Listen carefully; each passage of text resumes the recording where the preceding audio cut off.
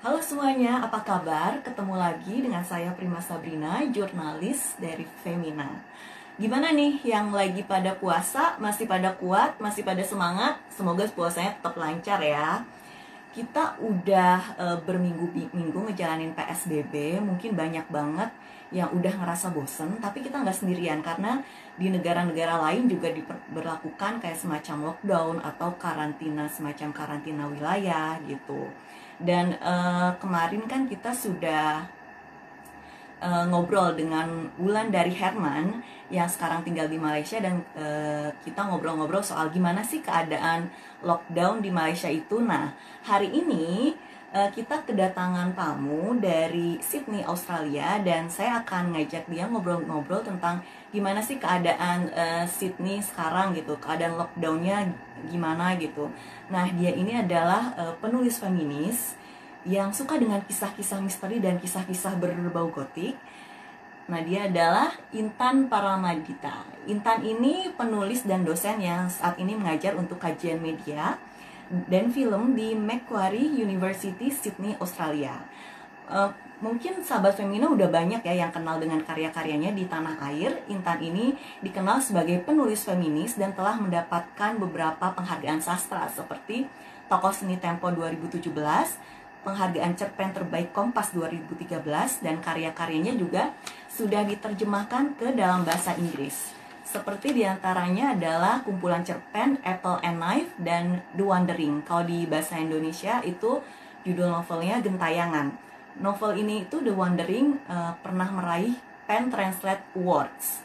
Nah, setelah Mbak Intan ini setelah lulus dari jurusan Sastra Universitas Indonesia, sudah memperoleh gelar doktor dalam bidang Cinema Studies dari New York University. Nah, kita coba dulu invite Mbak Intan ya. Buat sahabat Femina yang mau tanya-tanya tentang lockdown di Australia atau justru juga mau tanya-tanya tentang kegiatannya Mbak Intan, boleh loh komen di bawah ya. Ketik aja pertanyaannya di kolom komen, nanti kita akan sampaikan pertanyaannya ke Mbak Intan. Kita coba. Jadi jangan lupa yang penasaran dengan Mbak Intan atau penasaran, halo Mbak Intan, apa kabar? Sehat? Halo Prima, baik-baik. Apa kabar? Sehat, saya juga sehat-sehat juga. Gimana nih, di sana sekarang jam berapa? Sekarang jam 6 sore ya. Oh, udah jam 6 sore ya. Lagi musim gugur ya sekarang, Mbak? Iya, iya, sudah mulai lumayan dingin. Udah mulai lumayan dingin ya. Hmm. Dengar-dengar Mbak Intan ini kemarin sempat kejebak lockdown di London ya? Iya, betul. Hmm. Waktu Jadi itu gimana saya, ceritanya? jadi saya di London itu seharusnya berada di sana 2 bulan gitu dari awal Februari sampai akhir April karena saya sedang riset di SOAS Hmm. University of London dan juga sedang promosi karena penerbit saya kan di sana. Sedang Oh. book tour gitu, lagi tur buku, Hmm. promosi buku ini nih, Hmm. The Wandering ini yang Oh, The Wandering itu ya.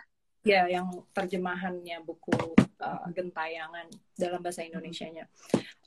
Jadi kami punya beberapa event di sana, tapi dari semua event yang sudah direncanakan hanya ada satu yang akhirnya terwujud gitu karena yang lain-lain Oke. harus dibatalkan.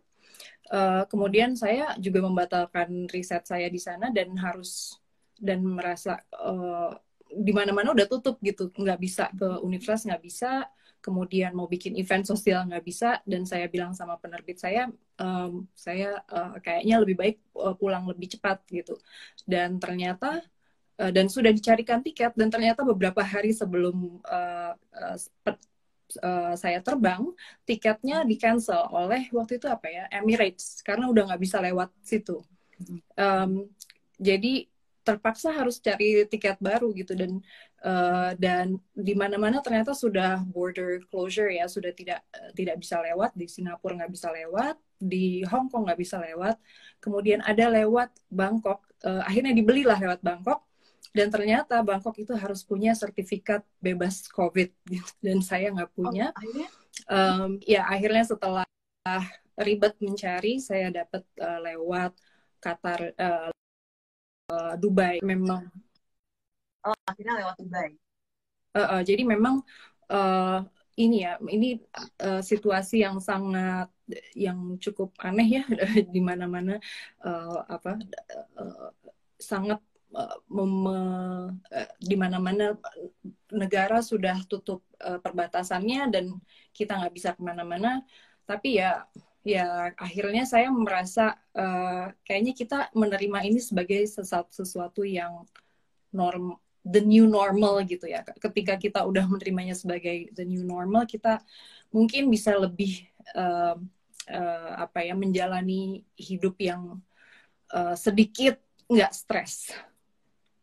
Oke, oke. Jadi gimana nih kalau keadaan di Sydney sendiri sekarang apa sih peraturan yang diterapkan dalam lockdown di Sydney ini gitu? Kalau di Sydney, yang pasti sih ketika saya baru sampai kembali dari London ke Sydney, itu saya harus mengisolasi diri selama 14 hari dan meskipun di dalam rumah itu kita nggak boleh apa namanya berinteraksi dengan atau harus ada distancing dengan orang-orang yang ada di rumah gitu. Kemudian tapi saya yang masih bisa kita lakukan itu adalah misalnya pergi berbelanja asal tidak bergerombol gitu, asal perginya sendiri kita masih bisa grocery shopping. Juga olahraga ya, olahraga selama 1 jam karena saya rasa itu hak individu gitu, hak asasi manusia gitu. Kalau misalnya olahraga aja nggak bisa, cuma jalan-jalan untuk cari matahari nggak bisa, itu kan ini ya pelanggaran. Nah itu kita masih bisa pergi ke taman walaupun nggak boleh apa kita harus pergi sendiri. Jadi ya cukup ini ya cukup ya apa ada semacam hal-hal yang cukup lenient juga meskipun pantai tutup tapi sekarang sudah mulai dibuka meski karena memang sudah turun di sini. Iya. Oke, jadi saya dengar memang ini ya, memang Australia Australia ini salah satu negara yang cukup sukses menekan penyebaran COVID-19 ini ya, Mbak. Iya. Kalau misalnya tadi masuk ke toko groceries atau supermarket itu waktu kemarin diberlakukan lockdown, ada pembatasan nggak sih yang masuk, misalnya berapa orang maksimal gitu?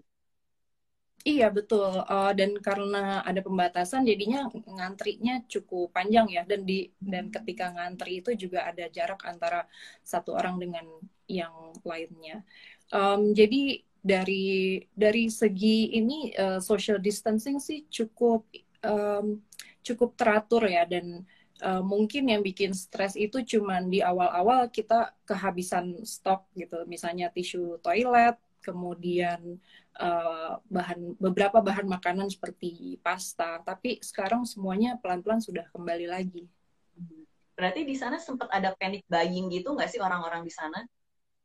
Iya, sempat seperti di tempat-tempat lain juga ya. Waktu saya di London itu juga cari disinfektan, cari tisu toilet, susah banget pas nyampe Sydney. Oh sama, ternyata masalahnya panic buying juga. Tapi warga Sydney sendiri ini apakah tipe yang memang disiplin untuk mematuhi aturan-aturan pemerintah atau gimana, Mbak? Iya, disiplin dan nggak disiplin juga sih, karena Oh iya. ya, karena kadang-kadang ada aja yang misalnya sudah ditentukan jarak untuk social distancingnya sekian, tapi berdirinya terlalu dekat gitu. Dan mungkin mungkin tidak bermaksud bandel, tapi nggak aware aja karena ya memang ini baru kan untuk semua orang juga situasi yang ya kita nggak pernah ngalamin ini sebelumnya, jadi membiasakan diri mungkin agak sulit. Dan pantai itu sempat dibuka lalu ditutup lagi gitu karena orang-orang tidak melakukan social distancing dengan efektif. Jadi saat ini pantai yang udah dibuka itu ditutup lagi ya, Mbak? pantai? Sempat ditutup, tapi sekarang udah dibuka lagi. Oh, dibuka lagi. Tapi sebenarnya kalau dari sanksi dari pemerintah Sydney sendiri ada bagi yang melanggar, apakah denda atau apa gitu, Mbak? Iya, ada denda. Ada Dan denda kita ya, juga jadi kita juga nggak bisa apa misalnya kalau jalan-jalan nggak ada tujuan naik mobil gitu itu juga kalau ketahuan didenda. Kalau nggak ketahuan ya nggak tahu juga ya. Tapi memang yang dianjurkan itu traveling hanya untuk hal-hal yang esensial seperti bekerja gitu. Construction worker masih bekerja, tapi yang lain-lain tidak dianggap esensial. kalau di Indonesia nih Mbak, kan sejak ada COVID-19 ini solidaritas sesama warga itu meningkat gitu. Banyak ada penggalangan donasi di mana-mana gitu, ada semangat berbagi gitu. Kalau keadaan di Sydney gimana warganya? Apakah seperti itu juga, banyak kegiatan-kegiatan sosial atau gimana Mbak? Iya, ada beberapa ya, tapi cukup. Jadi ada kecil-kecil gitu, dan itu banyak yang berdasarkan misalnya profesi. Jadi profesi katakanlah profesi penulis gitu ya. Kalau saya merasa cukup privilege karena saya punya income tetap dengan mengajar di universitas. Tapi penulis tuh sebetulnya pekerjaan yang sangat precarious, yang sangat rentan, dan itu ketika kita nggak bisa ngapa-ngapain, misalnya segala festival sastra sudah dibatalkan, tidak ada event-event yang memungkinkan pembaca ketemu dengan penulis dan membeli bukunya, itu mereka sangat terdampak. Dan ada komunitas-komunitas yang membuat inisiatif, oke, kita buatkan forum online untuk para penulis yang ingin mempromosikan buku gitu misalnya. Tapi dari segi ini ya, dari segi solidaritas sosial, mungkin di Indonesia itu kita memang sudah terbiasa melakukan apa yang kalau Profesor Melanie Budianta bilang emergency activism gitu. Jadi karena hidupnya emergency melulu gitu, karena ya secara dari segi alam banyak kejadian misalnya gempa dan lain-lain gitu, dan juga dari segi pemerintahan itu kita sering banget pemerintah lambat atau nggak menyikapinya dengan cepat gitu. Jadi makanya saya melihat banyak banget misalnya donasi untuk rekan-rekan transpuan, donasi untuk apa namanya pekerja rumah tangga yang nggak bisa apa kerja lagi gitu karena COVID-19. Jadi kita kayak memang sudah lebih terlatih untuk itu ya karena emergency activism itu tadi. Jadi penulis saling bekerja sama untuk saling bantu para penulis lain yang terdampak itu ya Mbak. Kalau warga Indonesia sendiri kan pasti banyak ya di Australia termasuk di Sydney gitu.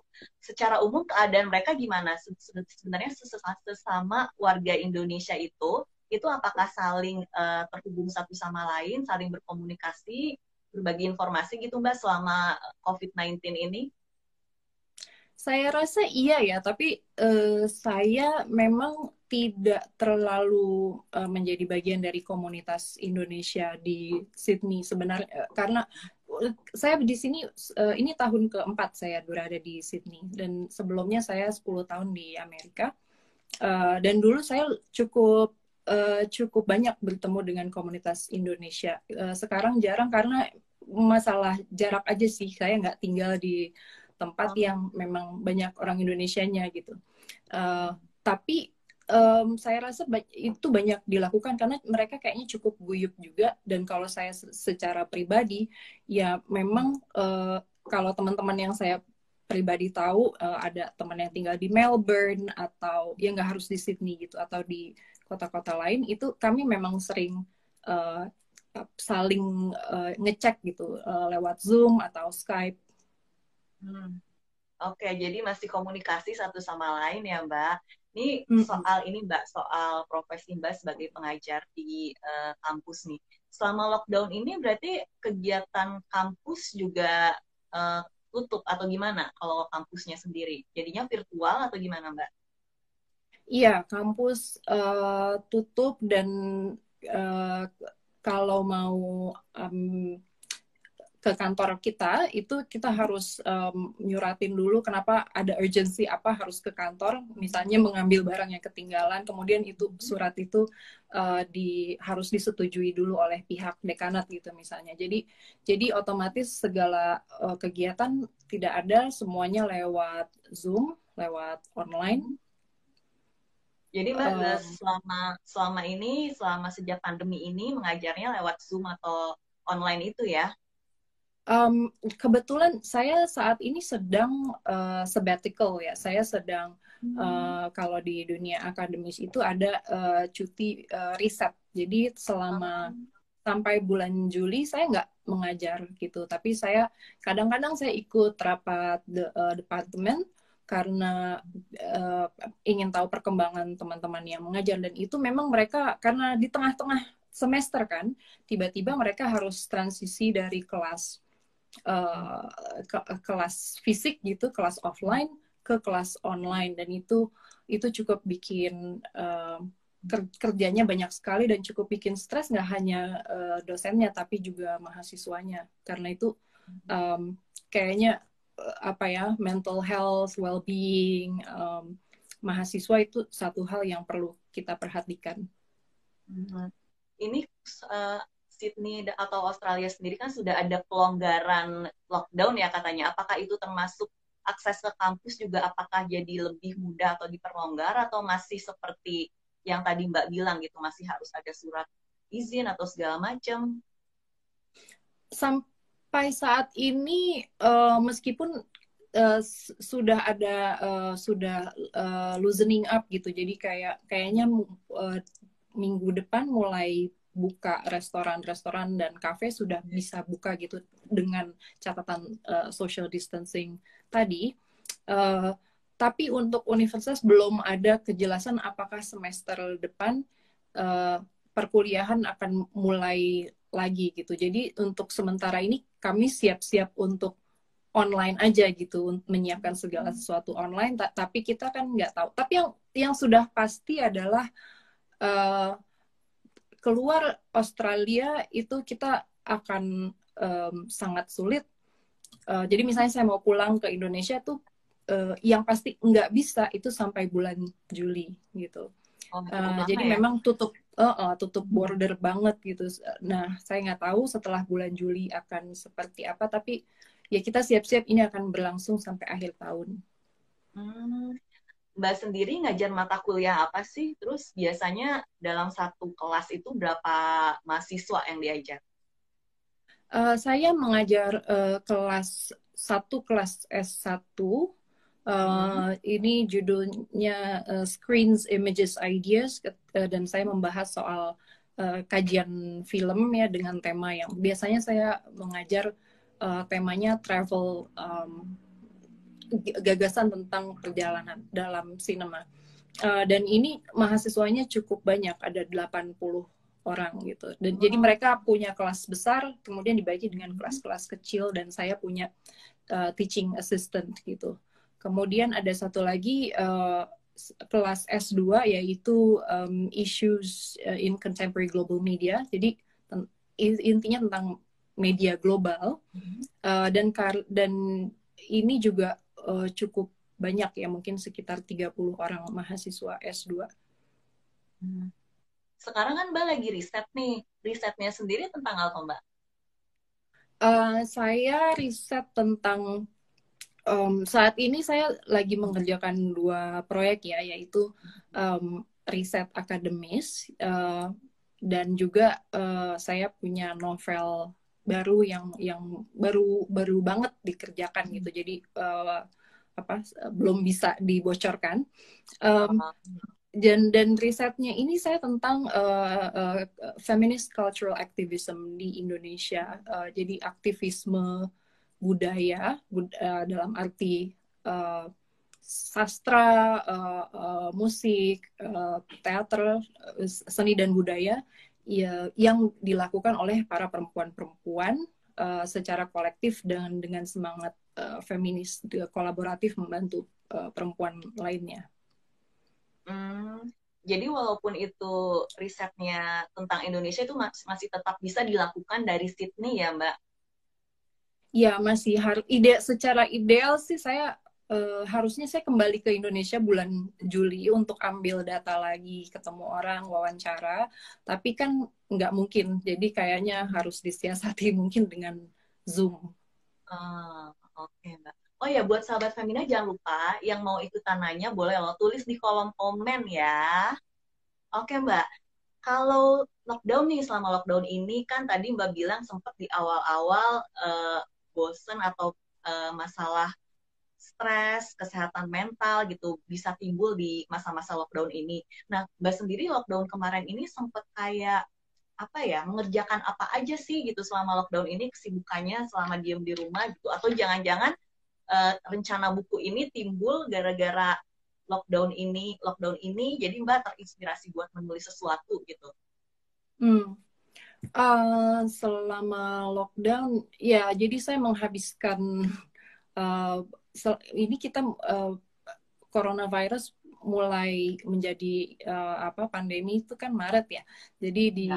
Maret awal April itu saya kesulitan bekerja gitu karena mungkin isu sulit pulang dari London ke Sydney ya.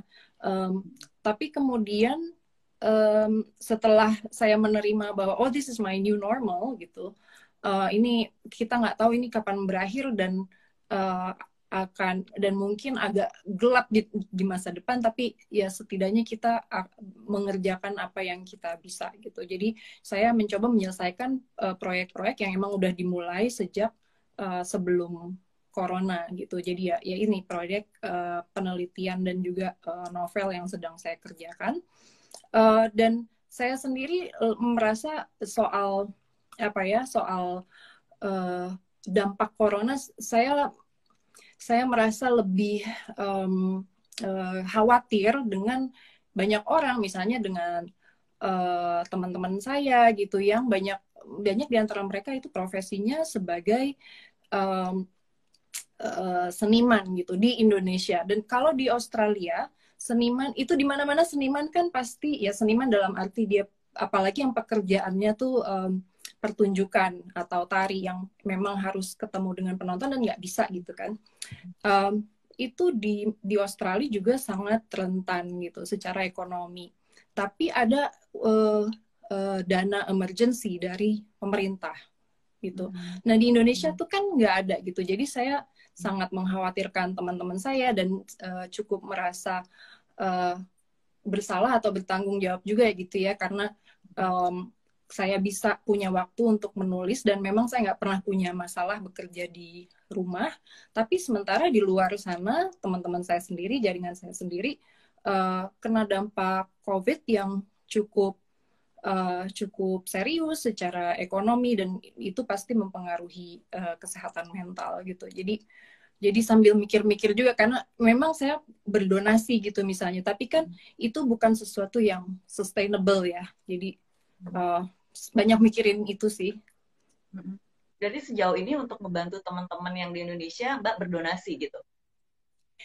Kalau dari Mbak Sejauh sendiri. ini ya, tapi itu kan bukan sesuatu yang bisa terus-menerus dilakukan karena harusnya ada pemerintah jadi kayak asosiasi katakanlah asosiasi seni atau profesi tertentu gitu mereka tuh harus punya apa ya daya tawar yang lebih tinggi ke pemerintah untuk bilang bahwa ini kita semua punya kena dampak COVID dengan sangat parah gitu. Jadi pemerintah gimana ya membantu kita gitu.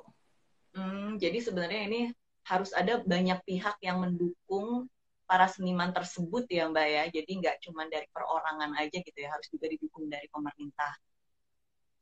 Ya betul. Oke. Kalau Mbak sendiri nih, selama lockdown ini terus di rumah aja, Mbak itu sebagai seorang penulis, saat diam di rumah, saat sendiri, itu justru jadi banyak inspirasi nggak sih? Atau Mbak tipe penulis yang harus jalan-jalan dulu, baru ada inspirasi atau gimana? Kalau Mbak Intan. Um, jadi saya rasa penulis tuh harus balance ya. Jadi dia harus melihat keluar gitu, observasi ya seperti etnografer gitu. Dia harus bahkan jalan naik bis dan mendengarkan percakapan orang, kemudian dia punya refleksi, kenapa ya ngomongnya kayak begitu, mereka datang dari latar budaya atau sosial macam apa gitu. Itu harus ada. Jadi kita memang butuh keluar, tapi kita juga butuh di dalam, karena di situ kita membaca karya-karya orang lain, karya-karya yang pernah ada sebelumnya, karena sangat naif jika kita menganggap bahwa karya kita yang paling paling orisinal dan tidak pernah ada karya yang kayak gitu sebelumnya. Jadi ya harusnya ada balance ya antara kedua itu. Tapi lagi-lagi kan sekarang kita nggak bisa keluar. Jadi yang saya lakukan ya ini, menulis, membaca gitu, dan ya membaca hal-hal yang atau buku-buku yang ketika saya sibuk mengajar dan sibuk di luar mungkin nggak sempat terbaca gitu. Jadi saya sih, kalau saya sendiri lagi-lagi tidak terlalu bermasalah dikurung seperti ini gitu, karena memang saya bekerja di rumah, sering bekerja di rumah. Yang saya khawatirkan orang-orang yang lagi-lagi rentan secara ekonomi atau tidak berhubungan dengan saya.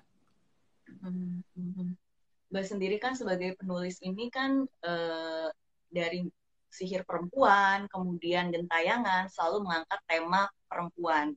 Dan tema perempuan ini dikaitkan dengan horor, dengan sesuatu yang dark gitu, gotik gitu.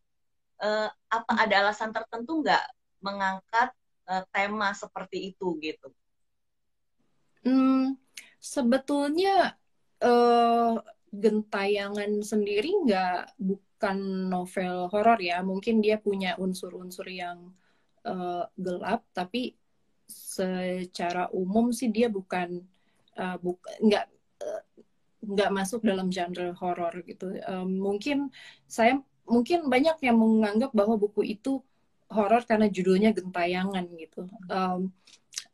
Sebelumnya saya memang banyak mengolah cerita-cerita yang gelap, dan buat saya horor itu menarik karena horor kan mengejutkan gitu, dan dia mengganggu apa yang kita percaya sebagai realitas, dan buat saya penting buat orang untuk terus diganggu, untuk terus bertanya apakah asumsi-asumsi saya benar gitu. Jadi saya merasa penulis itu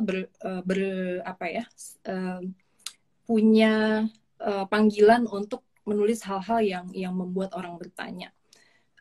Gentayangan sendiri adalah buku tentang yang merespon situasi dunia sebelum COVID-19 gitu, sebelum coronavirus, yaitu konteks global yang membuat banyak orang bergerak gitu, apakah dia sebagai turis, sebagai pekerja migran yang pergi ke Hong Kong melakukan pekerjaan domestik, atau kayak saya juga pekerja migran gitu kan. Kemudian orang-orang yang mengungsi, dan globalisasi membuat ini semakin semakin banyak orang-orang yang bergerak ini, dan mereka ini adalah orang-orang yang melampaui batas negara, border crossing gitu kan. Dan border crossing kan sesuatu yang kita nggak bisa lakukan sekarang. Dan gentayangan adalah kondisi di antara gitu. Kalau hantu gentayangan kan dia antara dunia yang dihuni oleh manusia dan kadang-kadang hantu gitu muncul, dan dunia yang ya orang yang dunia mati gitu, dan dia suka berada di antara itu. Dan buat saya itu adalah metafora yang bisa kita gunakan untuk berpikir tentang subjek-subjek yang bergentayangan gitu, subjek yang di antara misalnya aja gitu ya, pekerja migran yang dia seolah-olah udah pergi ke tempat yang lain gitu, misalnya ke Hong Kong, tapi dia terus mengirim uang balik ke Indonesia, terus berpikir tentang keluarga di Indonesia. Dan itu yang saya sebut dengan di antara rumah yang itu dan rumah yang ini, dan kadang-kadang nggak ada di mana-mana. Ya itu sih, hanya sekedar ngobrolin latar belakang gentayangan. Oke, gentayangan ini kan uniknya ya Mbak, kita bisa memilih alur cerita sang pembaca ini. Nah, apa yang membuat Mbak membuat novel dengan tipe seperti ini, bukannya dengan alur yang kita bisa memilih atau pembaca bisa memilih, justru proses penulisannya ini lebih menantang gitu ya Mbak, lebih lebih sulit lah. Merasakan seperti itu nggak sih, apa yang mendorong Mbak akhirnya mengusung konsep seperti itu? Um, Sebetulnya di awal, jadi kayak mungkin di umur 20-an ya, saya memang ingin bikin cerita dengan alur semacam pilih sendiri petualanganmu, karena saya memang waktu kecil membaca buku-buku ini yang waktu itu diterbitkan oleh Gramedia gitu, warnanya putih saya ingat. Tapi waktu itu saya tidak melihat adanya urgency atau adanya apa ya alasan kenapa saya harus menulis dengan struktur kayak gitu. Jadi konsepnya nggak jelas waktu itu, cuma senang-senangan aja. Jadi saya tinggalkan.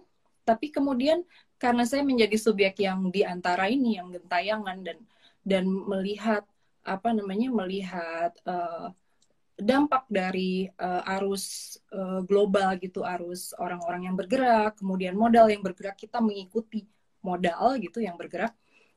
Dan bagaimana ini mempengaruhi psikologi orang-orang, maka saya berpikir kayaknya kalau saya nulis tentang dunia subjek yang mobile, yang bergerak, mungkin sebaiknya saya bikin alur, atau mungkin menyenangkan juga kalau saya bikin alur yang memungkinkan orang memilih antara jalan A atau jalan B. Karena kalau kita ngomongin perjalanan, kita kan selalu bertanya, kira-kira kalau saya pilih jalan yang itu dan bukan jalan yang ini, gimana ya?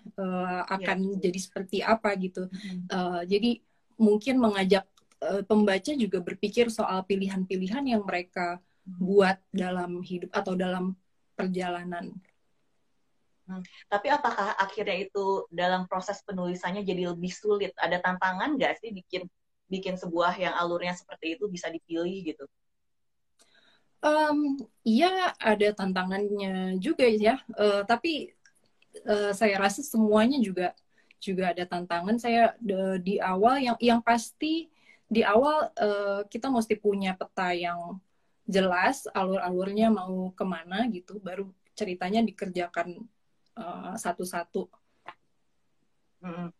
Ini udah ada yang nanya Mbak, salah satu sahabat Femina katanya gini, apakah di Sydney angka kekerasan seksualnya tinggi gitu? Apalagi kan di banyak negara sejak work from home atau isolasi ini kan angka kekerasan seksual itu makin tinggi gitu. Apakah itu terjadi di Sydney?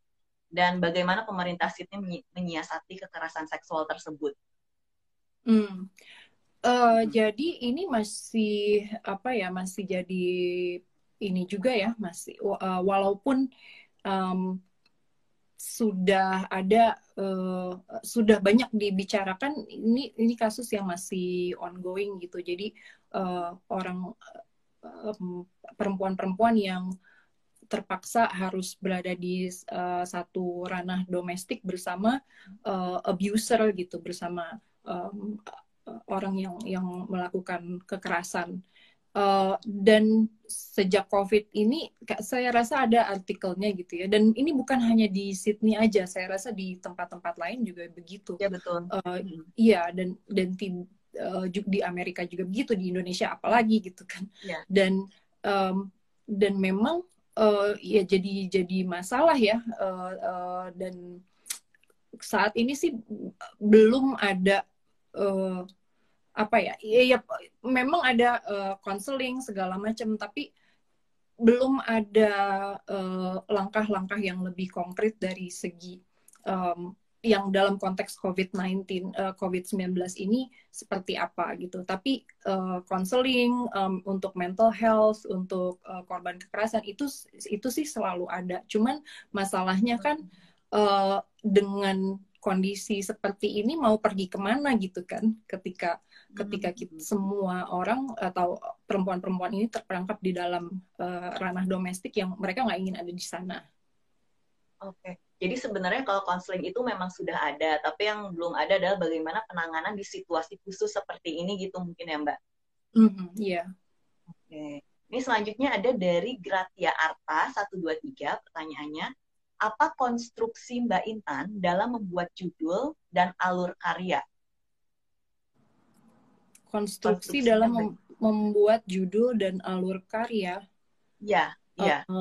Maksudnya gimana ya? Mungkin mungkin gini aja, mungkin bisa dijelaskan tahapan Mbak Intan membuat karya, apakah dipikirkan dulu temanya baru dituliskan atau gimana prosesnya, proses berkaryanya Mbak Intan gimana sih dari nol sampai Oh, akhirnya jadi sebuah buku gitu. oke. Judul dan alur karya. Saya selalu memulai dengan pertanyaan dengan apa yang membuat saya gelisah atau bertanya-tanya gitu. Jadi misalnya ketika menulis Sihir Perempuan waktu itu saya bertanya-tanya soal perempuan di Indonesia gitu, dan apa sih ada nggak sih ruang-ruang resistensi buat perempuan di Indonesia, apalagi yang misalnya mereka tuh nggak punya privilege untuk berada di luar sistem gitu. Jadi mereka harus ada di dalam sistem dan melawan di dalam sistem. Jadi saya mulai dari pertanyaan-pertanyaan macam itu gitu, dan dari situ saya mulai eksplorasi. Jadi mulai dari gagasan dulu dan berpikir tentang ceritanya. Jadi buat saya mesti punya ide. Dia nggak harus kayak pesan gitu ya. Jadi kan kalau zaman SD ada apakah pesan moral dari cerita ini Oh, iya. gitu. Dia nggak punya pesan moral, tapi seenggaknya dia punya gagasan dan punya pertanyaan yang ingin dilempar ke pembaca. Dari situ baru saya pikirkan tokoh muncul duluan. Ya. Kemudian karena tokoh itu kan memang yang menggerakkan alur cerita gitu. Kemudian judul buat saya penting ya, karena dia harus konseptual, harus mencerminkan gagasan dari karya itu ya, seperti kata gentayangan tadi yang membuat orang salah mengira bahwa itu adalah cerita horor. Oke, jadi prosesnya seperti itu ya Mbak. Salah satunya Mhm. judul itu penting gitu. Mhm. Oke. Tadi Mbak soal cerita kemarin kan sempat hampir terjebak di London dan pasti cemas. Gimana sih Mbak Intan mengatasi cemas di masa-masa seperti ini? Mengatasi cemas di masa-masa seperti ini, Hmm. gimana ya? Cara Mbak Intan untuk bisa rileks gitu, untuk bisa menekan kekhawatiran gitu, untuk bisa Hmm, mengurangi stres lah di masa-masa seperti ini. hmm, ya, um, saya saya banyak berpikir, kemudian saya banyak berbicara dengan pasangan saya pastinya gitu, karena he's my intellectual partner and emotional partner, segala macam lah. Dan yang pasti yang saya tahu saya tidak akan lakukan adalah mengucapkan apapun di sosial media saat saya cemas atau marah atau takut, khawatir, karena you don't bring your anxiety to social media, it's just gonna get worse. Jadi berusaha jangan sampai mempengaruhi rasa cemas sendiri itu berpengaruh ke orang lain ya. Berarti Mbak benar-benar menghindari nulis di media sosial kalau memang lagi cemas ya. Iya, dan saya dan juga banyak orang yang melakukannya karena saya tahu sulit, mungkin juga nggak punya support system ya, nggak bisa Ya. ngobrol dengan keluarga gitu. Tapi kemudian mereka menulis sesuatu yang akhirnya mereka sesali gitu, misalnya menulis sesuatu yang bikin panik, kemudian malah teman-temannya jadi kenapa ya gitu. Ya, itu sesuatu yang saya hindari, tapi mungkin saya privilege gitu karena saya bisa ngobrol dengan keluarga saya. Ini ada lagi nih Mbak pertanyaannya. Ada bantuan nggak sih dari KBRI di Australia untuk WNI di sana? Bantuan selama COVID-19 ini? Hmm, Nggak tahu. Oh, nggak tahu. Oke. Oke, berarti berarti Hmm. selama ini Mbak lebih fokus ke komunitas Mbak, penulis segala macam ya Mbak. Gak apa-apa. Hmm. Selanjutnya dari Indrawan D. Suhendi Mbak. Sepengetahuan saya, kayaknya Mbak Intan yang pertama menulis horor feminis. Apakah sebelumnya sudah ada yang menulis genre serupa dalam sastra Indonesia?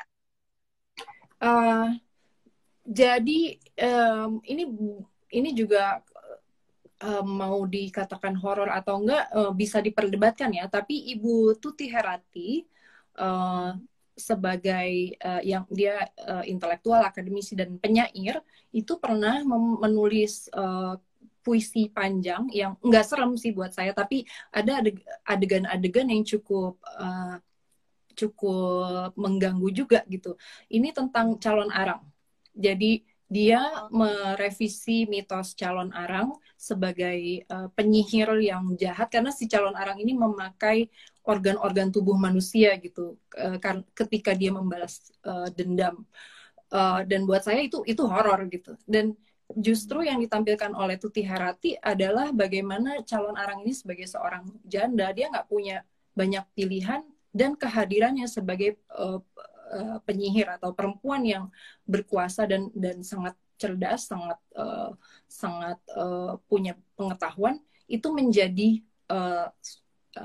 threat ya, menjadi ancaman bagi kerajaan, bagi raja dan um, pendeta. Dan buat saya itu semacam bisa dibaca sebagai horor feminis.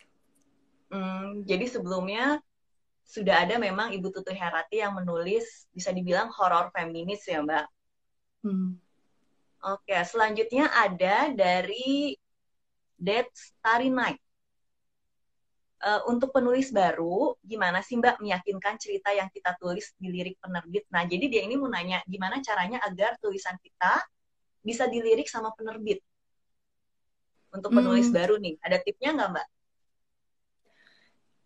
sepertinya sebelum sampai ke penerbit ini ya cari lingkungan dulu gitu yang bisa memberikan feedback bagi tulisan kita gitu. Misalnya ada nggak uh, di lingkungan kita sesama apa orang-orang yang punya aspirasi sama ingin menjadi penulis juga. Mungkin itu bisa saling diskusi dan yang paling penting itu buat saya membaca gitu. Mungkin sama teman-teman yang pengen jadi penulis setiap bulan bisa membaca karya, kemudian menelaah, mempelajari apa aja sih yang bisa dipelajari dari pembacaan ini. Jadi buat saya kuatkan lingkungan penulisan dulu, kemudian setelah itu pasti akan ketemu deh apa namanya network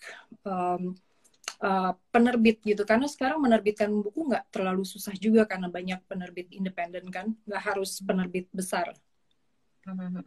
Berarti saat kita udah punya komunitas nih, lingkungan yang bisa ngasih feedback, kemungkinan untuk bisa lolos penerbit juga lebih besar ya Mbak, Hmm, bisa dibilang seperti itu ya. iya betul. Ini satu lagi ya pertanyaan dari Evelyn Nester. Evelyn Nester, dia tanya, apa Mbak Intan pernah mengalami writer blocks? Gimana cara menghadapinya? Ya pastinya ya duduk di depan komputer dan nggak punya ide harus nulis apa gitu.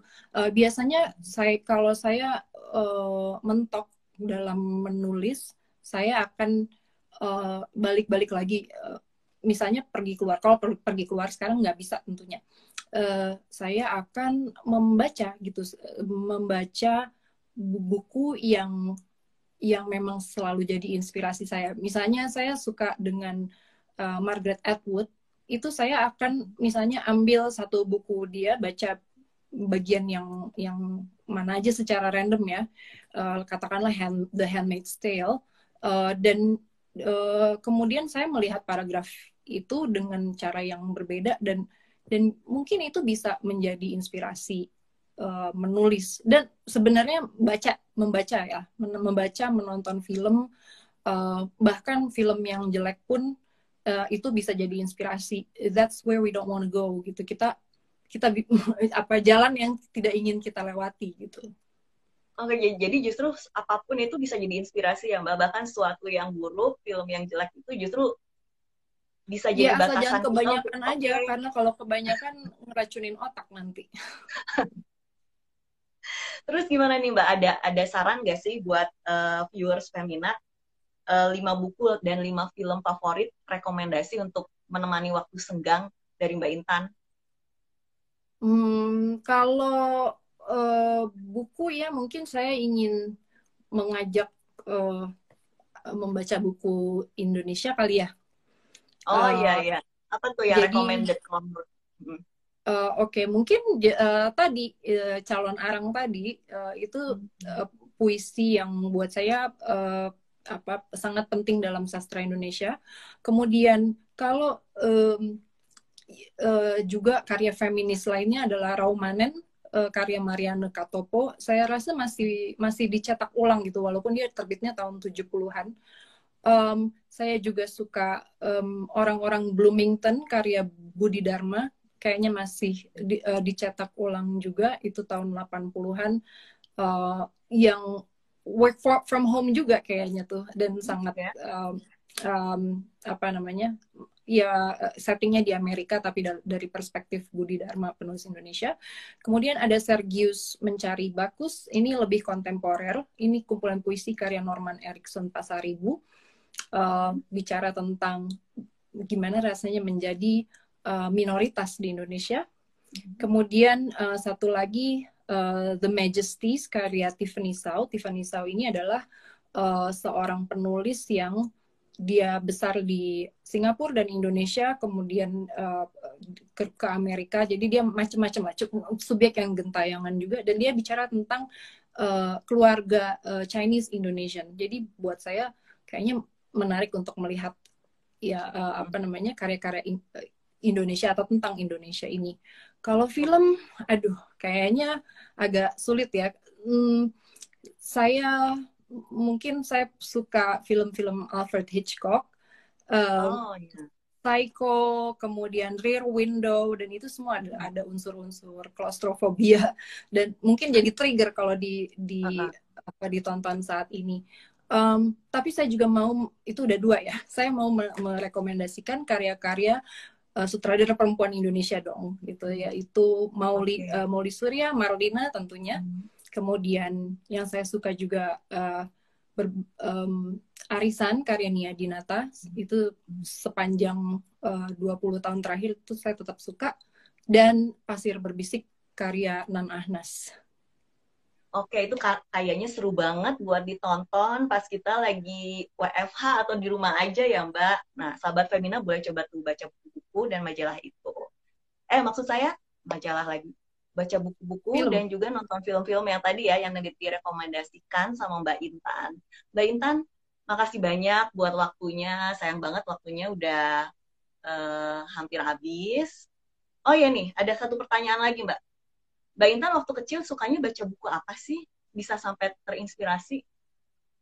Oh, saya suka baca buku fairy tales. Jadi kayak Hans Oh, Christian ya. Andersen, Grimm, karena buat saya ceritanya tuh banyak yang seru-seru ngeri gitu.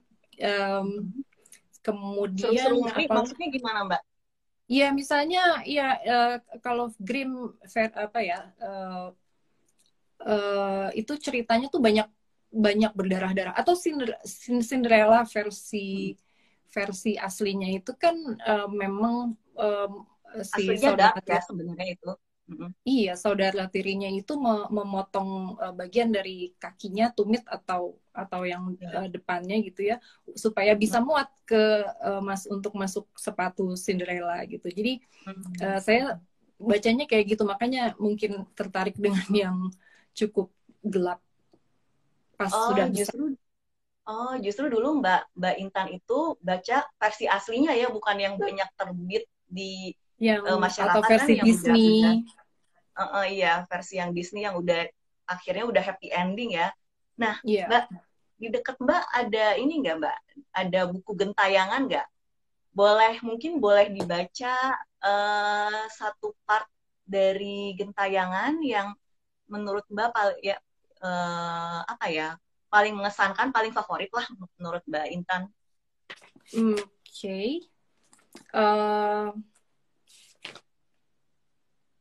ya, oke. Mungkin baca ini aja ya, baca openingnya aja kali ya. Oke, boleh, boleh. Oke. Eh, saya akan membacakan prolog. Judulnya Prolog Iblis Kekasih. Mhm. Jangan sembarang menerima pemberian. Demikian nasihat orang-orang tua dulu. Tapi kau terlanjur meminta paket itu, hadiah sekaligus kutukan. Iblis kekasih telah memberimu sepasang sepatu merah. Kayaknya cukup di situ aja karena setelah itu panjang. Cuma kenapa Oke, saya oke. membaca bagian yang ini? Mhm. Karena dia memang mengantarkan ke cerita ya. Jadi ini adalah cerita tentang perempuan yang merasa bosan dan merasa terperangkap di dalam rumahnya. No, kayak kita banget kan.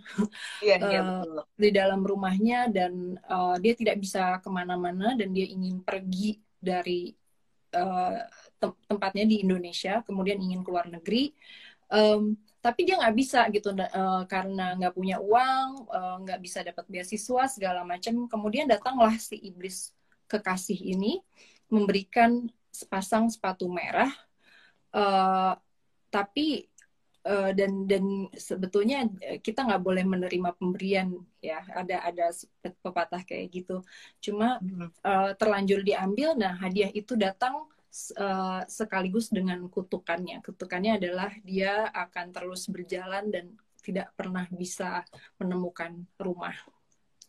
Wah, luar biasa. Bikin penasaran ya, sahabat Femina. Jangan lupa dibaca bukunya Gentayangan. Mbak, udah sampai di sini dulu. Makasih banyak buat waktunya ya, Mbak. Mbak, lagi ini kan ya, akan ada buku baru. Itu ada bocoran kapan bakal rilisnya, Mbak?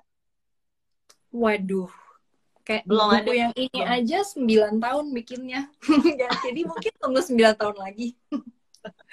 Ya udah, berarti kita tunggu aja ya sahabat Femina, buku-buku dan karya-karya lain dari Mbak Intan. Makasih banyak Mbak Intan. Semoga sehat Terima terus. kasih. Semoga makin sukses. Kita tunggu buku dan karya selanjutnya. Bye Mbak Intan. Terima kasih, Prima. Terima kasih semuanya. Bye. Bye. Sehat terus, sukses terus. Terima kasih. Ya, itu tadi perbincangan saya dengan Mbak Intan. Semoga bermanfaat buat sahabat Femina semua. Terima kasih buat yang udah nonton. Jangan lupa terus nonton live IG Femina di minggu-minggu selanjutnya. Pasti kita akan kembali dengan topik-topik yang gak kalah menarik. Bye!